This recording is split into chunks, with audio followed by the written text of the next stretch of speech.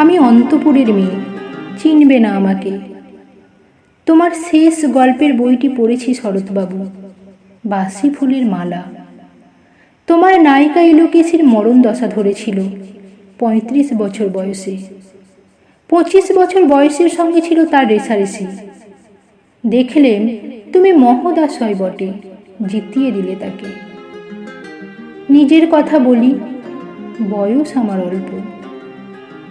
একজনের মন ছুঁয়েছিল আমার এই কাঁচা বয়সের মায়া, তাই জেনে পুলক লাগতো আমার দেহে। ভুলে গিয়েছিলেন অত্যন্ত সাধারণ মেয়ে আমি। তোমাকে দোহাই দিই, একটি সাধারণ মেয়ের গল্প লিখো তুমি। বড় দুঃখ তারও স্বভাবের গভীরে অসাধারণ যদি কিছু তলিয়ে থাকে কোথাও, কেমন করে প্রমাণ করবে সে? কাঁচা বয়সের জাদু লাগে ওদের চোখে। মন চায় না সত্যের খোঁজে, আমরা বিকিয়ে যাই মরীচিকার দামে। কথাটা কেন উঠলো তা বলি। মনে করো তার নাম নরেশ। সে বলেছিল কেউ তার চোখে পড়েনি আমার মতো। এত বড় কথাটা বিশ্বাস করব যে সাহস হয় না। না করব তেমন জোর কই। একদিন সে গেল বিলেতে, চিঠিপত্র পাই কখনো বা। মনে মনে ভাবি, রাম রাম, এত মেয়েও আছে সে দেশে, এত তাদের ঠেলাঠেলির ভিড়, আর তারা কি সবাই অসামান্য? এত বুদ্ধি, এত উজ্জ্বলতা, আর তারা সবাই কি আবিষ্কার করেছে এক নরেশ সেনকে, স্বদেশে যার পরিচয় চাপা ছিল 10-এর মধ্যে। গ্যালোমেলের চিঠিতে নরেশ লিখেছে লিজির সঙ্গে গিয়েছিল সমুদ্রে নাইতে। বাঙালি কবির কবিতার কলাইন দিয়েছে তুলে, সেই যেখানে উর্বশী উঠছে সমুদ্র থেকে, তারপরে বালির উপরে বসলো পাশাপাশি।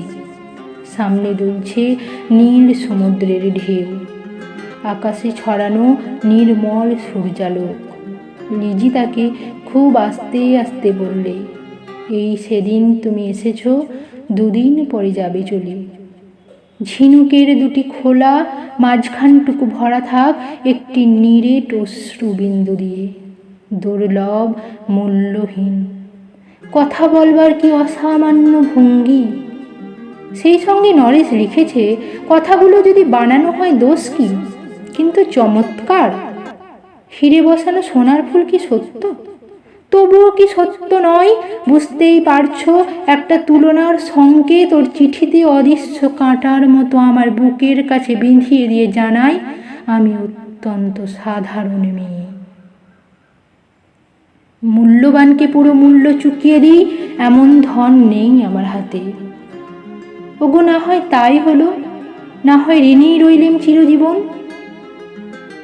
পায়ে পড়ি তোমার, একটা গল্প লেখো তুমি শরৎবাবু, নিতান্তই সাধারণ মেয়ের গল্প। যে দুর্ভাগিনীকে দূরের থেকে পাল্লা দিতে হয় অন্তত 5-7 জন অসামান্যার সঙ্গে, অর্থাৎ সপ্তরথিনীর মা। বুঝেছি আমার কপাল ভেঙেছে, হার হয়েছে আমার, কিন্তু তুমি যার কথা লিখবে তাকে জিতিয়ে দিও আমার হয়ে।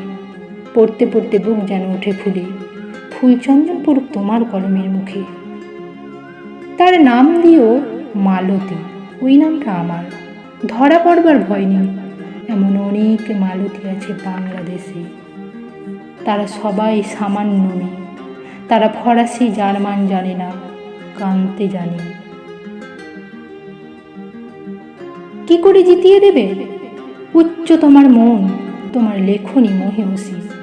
তুমি হয়তো ওকে নিয়ে যাবে ত্যাগের পথে, দুঃখের চরমে শকুন্তলার মতো। দয়া করো আমাকে, নেমে এসো আমার সমতলে। বিছানায় শুয়ে শুয়ে রাত্রির অন্ধকারে দেবতার কাছে যে অসম্ভব বর মাগি, সে বর আমি পাবো না। কিন্তু পাই যেন তোমার নায়িকা। রাখো না কেন নরেশকে 7 বছর লন্ডনে, বারে বারে ফেল করুক তার পরীক্ষায়, আদরে থাক আপন উপাসিকা মণ্ডলীতে। ইতিমধ্যে মালতী পাশ করুক এমএ, কলকাতা বিশ্ববিদ্যালয়ে গণিতে হোক প্রথম তোমার কলমের এক আঁচড়ে। কিন্তু ওইখানেই যদি থামো, তোমার সাহিত্য সম্রাট নামে পড়বে কলঙ্ক। আমার দশা যাই হোক, খাটু করো না তোমার কল্পনা। তুমি তো কৃপণ নও বিধাতার মতো। মেয়েটাকে দাও পাঠিয়ে ইউরোপে। সেখানে যারা জ্ঞানী, যারা বিদ্বান, যারা বীর, যারা কবি, যারা শিল্পী, যারা রাজা দল বেঁধে আসুক ওর চারদিকে। জ্যোতির্বিদের মতো আবিষ্কার করুক ওকে, শুধু বিদুষী বলে নয়, নারী বলে। ওর মধ্যে যে বিশ্ববিজয়ী জাদু আছে, ধরা পড়ুক তার রহস্য। মূঢ়ের দেশে নয়, যে দেশে আছে সমাজদার, আছে দরদি, আছে ইংরেজ, জার্মান, ফরাসি। মালতীর সম্মানের জন্য সভা ডাকা হোক না, বড় বড় নামজাদার সভা। মনে করা যাক সেখানে বর্ষণ হচ্ছে মুষলধারে চাটুবাক্য, মাঝখান দিয়ে সে চলেছে অবহেলায়, ঢেউয়ের উপর দিয়ে যেন পাল তোলানো মুকু। ওর চোখ দেখে সবাই করছে কানাকানি, সবাই বলছে ভারতবর্ষের সজল মেঘ আর উজ্জ্বল রৌদ্র মিলেছে ওর মোহিনী দৃষ্টিতে। এইখানে জনান্তিকে বলে রাখি, সৃষ্টিকর্তার প্রসাদ সত্যই আছে আমার চোখে, বলতে হলো নিজের মুখে। এখনো কোনো ইউরোপীয় রসজ্ঞের সাক্ষাৎ ঘটেনি কপালে। নরেশ এসে দাঁড়াক এক কোণে, আর তার সেই অসামান্য মেয়ের দল। আর তারপরে আমার নোটিশ একটি মুড়লো, স্বপ্ন আমার ফুরলো। হায় রে সামান্য মেয়ে, হায় রে বিধাতার শক্তির অপব্যয়।